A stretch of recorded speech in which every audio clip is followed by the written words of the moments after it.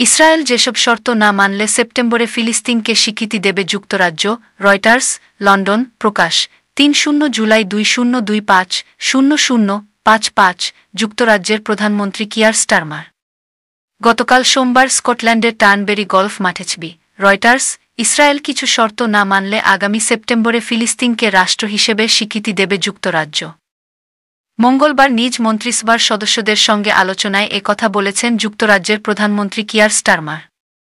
শর্তগুলোর একটি হল, গাজায় ভয়াবহ পরিস্থিতির অবসানে কার্যকর পদক্ষেপ নিতে হবে ইসরায়েল সরকারকে। যুক্তরাজ্য সরকারের এক বিবৃতিতে এ তথ্য জানানো হয়েছে। বিবৃতিতে বলা হয়েছে, সেপ্টেম্বরে জাতিসংঘের সাধারণ পরিষদের অধিবেশনের আগেই ফিলিস্তিনকে স্বীকৃতি দেওয়ার কথা বলেছেন স্টারমার।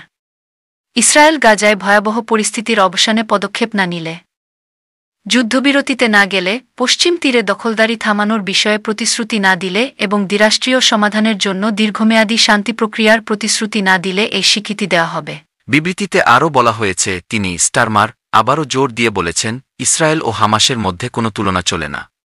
হামাসের প্রতি আমাদের দাবিগুলোয় কোনো পরিবর্তন আসেনি। হামাসকে অবশ্যই সব জিম্মিকে মুক্তি দিতে হবে, যুদ্ধবিরতিতে সম্মত হতে হবে, এটা মেনে নিতে হবে যে গাজার প্রশাসনে তাদের কোনো ভূমিকা থাকবে না এবং অস্ত্র পরিত্যাগ করতে হবে।